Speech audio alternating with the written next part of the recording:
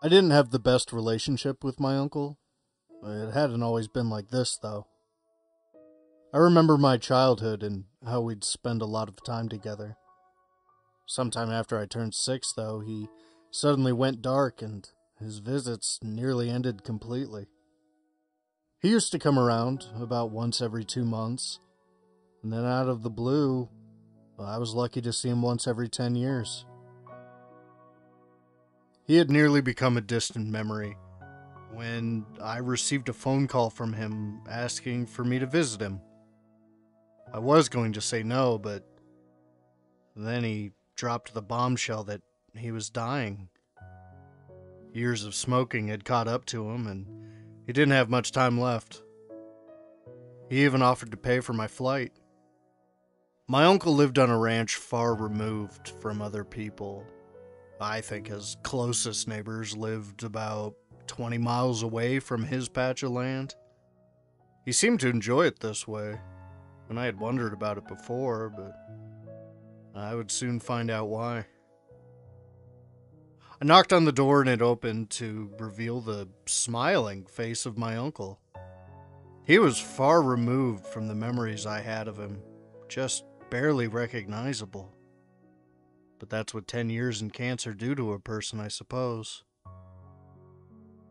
He invited me to sit down and we exchanged a few pleasantries and general chit-chat.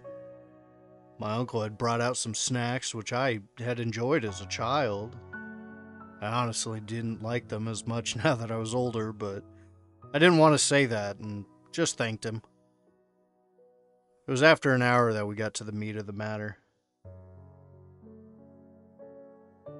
"Now, nephew," he said.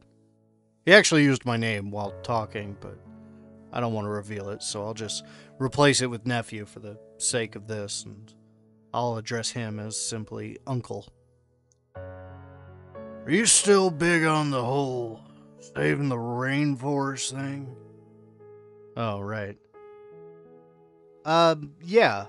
I still want to help protect the environment. I've started a project to help save a type of frog within South America, and there's this big..." My uncle raised up a hand. "Sorry, I would love to hear all about it. I did love your stories back when you were little. You had such a vivid imagination. Honestly, though, I never thought that you'd actually embark on a journey to become a real environmentalist. But I'm glad you did. Nephew, I don't have a lot of time left, and so I want to get straight to the point." He took a deep breath. "Do you believe in monsters?" "Monsters?" I asked, confused. "Yes," my uncle said. "Monsters. They exist. You might not believe in them now, but you will once this is over." I don't understand," I said. "Let me ask you another question. Do you believe that every species on Earth has a right to be protected?" he asked. "Well, yeah," I said. "And if you had the power to save one of them, would you?"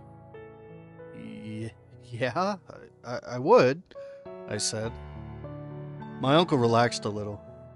He then got up to get his rifle. "Do you know how to use one of these?" "Yeah, Dad taught me, but I've never actually used one of them in a dangerous situation before," I professed. "You probably won't need it, but take it anyway," he said. "I'll explain what this is about, but I need you to come with me somewhere." We then spent 15 minutes hauling supplies to the back of his truck. All in all, it was probably enough to last someone several months, and I was honestly confused as to why my uncle would need that much. While he drove me to our destination, he started talking again. "Do you believe in Bigfoot? Sasquatches?" he asked. Bigfoot? I said, and laughed. The town where I grew up had a Bigfoot sighting 10 years ago. It wasn't all too famous outside of it, though, and I doubt anyone outside of our town has even heard of it. Well, you see, when you think of stories of ape men or the like, my uncle continued, you'll know that the Native Americans also had similar stories of seeing such creatures. That seems to tell me that they probably are real. But that leads to another question, of course. Why haven't we ever found one? It's said that at one point, the population of humans on Earth was only 10,000, but we bounced back from that. If we assume that there are even 1/10 that amount of them around, only 1,000, we should still have found traces of them. Dead bodies, excreta. There should be videos of them migrating for food. But there aren't any, and all you can find is very bad grainy footage occasionally. So, they're not real then? I said with a shrug. My uncle shook his head. There's an easy answer to that paradox. The reason we haven't found them was they were hunted to near extinction by people like me. I was waiting for the laugh, indicating that this was a joke, but it never came. It was after my stint in the army. I was looking for work, and I was an experienced hunter to boot, and so some suits from the feds came round to try and recruit me. They said that I had to hunt a kind of ape, and I needed the cash at the time, so I agreed, my uncle said. I never really found out why it was that the government wanted them gone, my uncle said. Some of the other hunters had their theories. Some said we were harvesting their organs. Others said we were going to clone them to make super soldiers. Some people thought that the Bigfoot was actually more advanced than us and would threaten our position as the dominant species on this earth. Now, I have a far simpler theory. We hunted them because we wanted their land. Bigfoot tends to be rather docile most of the time, but they are also very territorial. Some people must have died at one point because of them while encroaching on their land, and the government realized that we had to wipe them all out. Of course, this isn't the 1800s, and if the public got wind of it, well, it would be bad. So the project was kept hidden. I was pretty good at it, my uncle said. I had a total of 339 confirmed kills. Never thought anything of it at first. I just thought I was hunting any other kind of animal. Till one day, I was all alone tracking two of these creatures when one of them almost got the jump on me. I managed to kill it with a lucky shot. Thank the gods, or else I wouldn't be here today. The other one ran away, and I went after it. I was able to finish it off 20 minutes later, and I followed some of its older tracks to a small enclave in the woods. His hands began to shake a little, and I offered to drive. No, it's fine. I'd never seen a child before then. A child Bigfoot, that is to say. Well, a baby animal was still an animal, after all, so I raised my gun. When it did something none of them had done before, it spoke. I'd heard roars and growls before, but never actual words. 2 syllables. Mama. Said them again, and something else, and began wailing. The way it said that, it kind of reminded me of you, nephew. He smiled fondly. I know you can't remember, but I remember holding you in my arms while you spoke your first words. You were so adorable back then. His smile vanished. It was then that what I was doing hit me.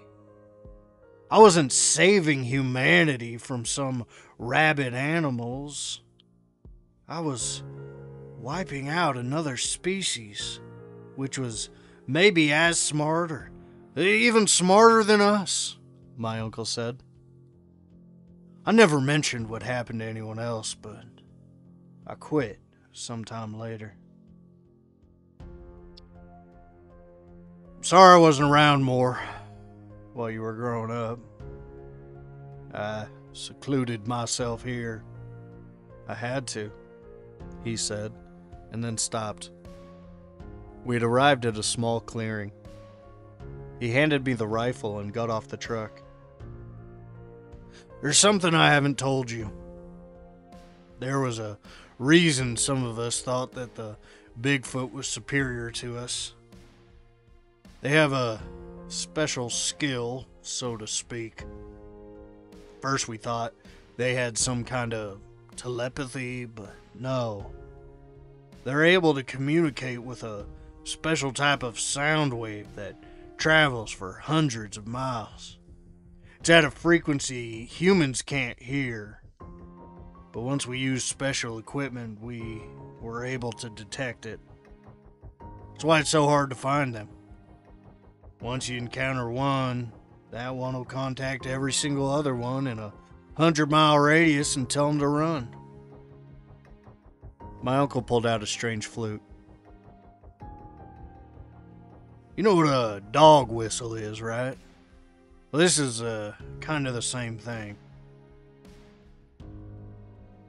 Up till then, it had occurred to me that this might have been some sort of elaborate joke.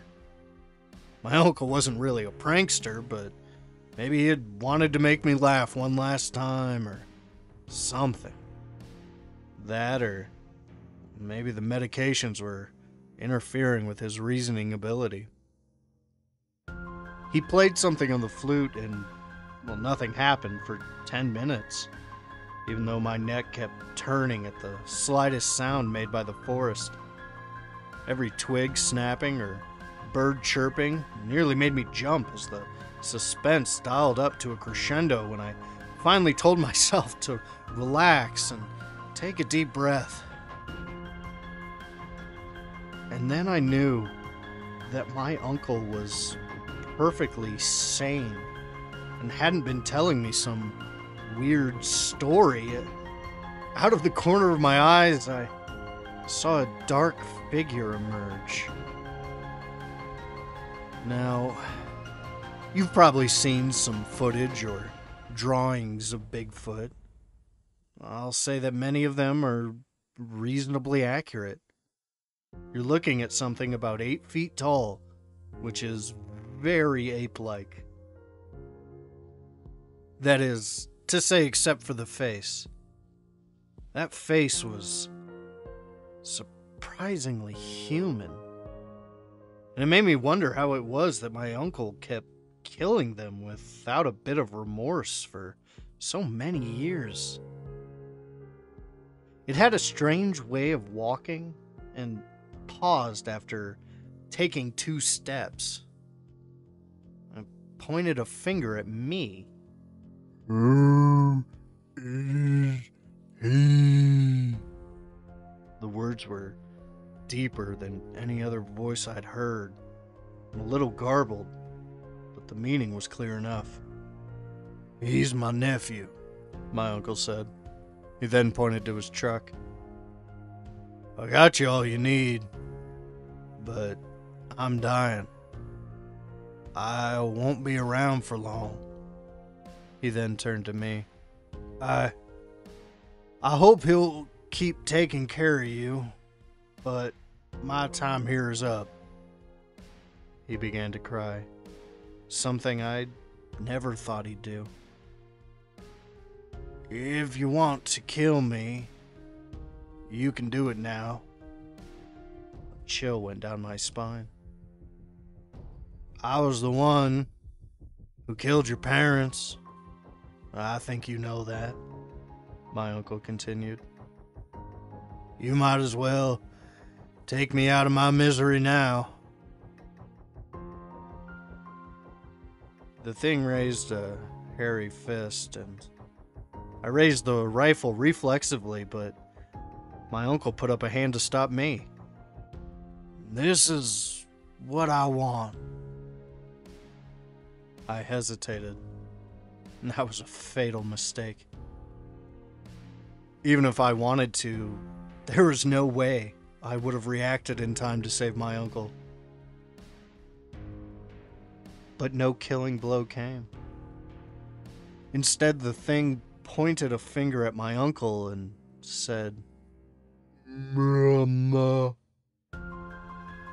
Tears flowed down my uncle's face like a faucet.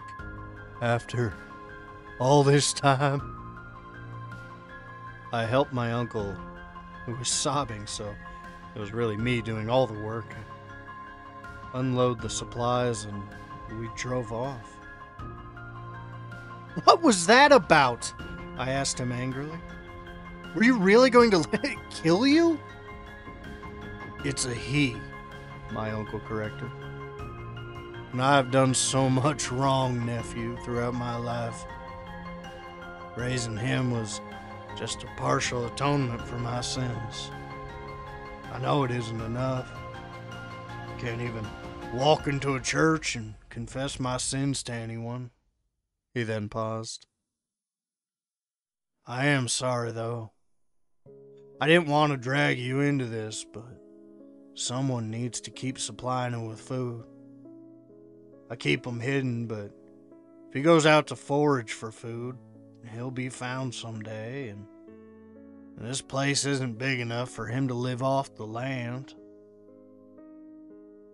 Why this rifle, then? I asked. Because, my uncle said, I was worried that he might try to kill you as revenge instead of me. After all, I killed some of his family. He might have considered that to be fair. But I wouldn't let him hurt you. Of course, I was completely wrong. I was thinking about what I would have done. But he isn't like me. He's much better and bigger of a person than I am. It was then that I realized what my uncle had been talking about earlier. The monsters he spoke of. He wasn't talking about the Bigfoot I had just seen. He was talking about humans. Part of it must have been about himself. Most of it must have been about the other people who had organized the hunt for these creatures, who still walked the earth freely with no guilt in their souls. So what do I have to do? I asked. My uncle's eyes lit up a bit. Will you do it? Will you take care of him for me? My uncle said that he would leave his investments, totaling $12 million. Hunting Bigfoot apparently paid very well as the ranch.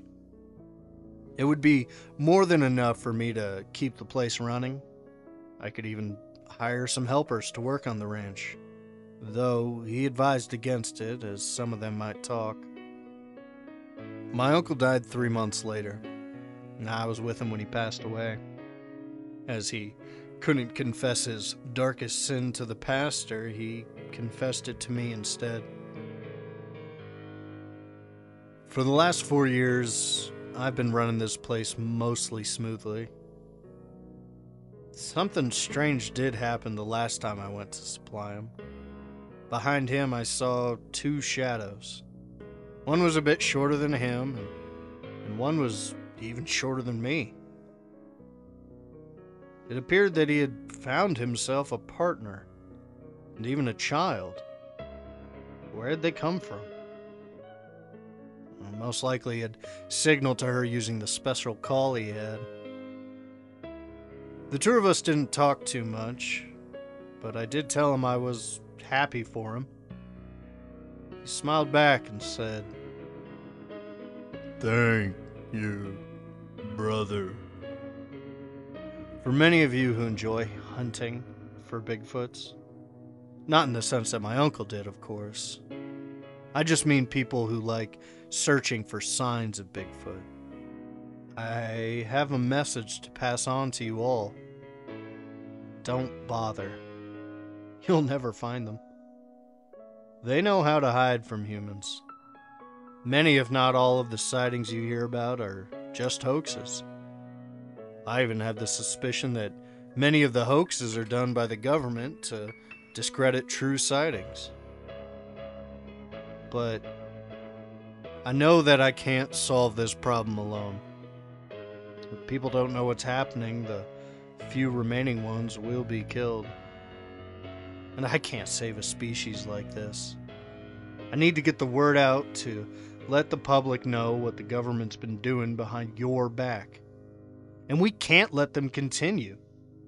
I've devoted lots of time to saving these creatures, but I can't do it by myself.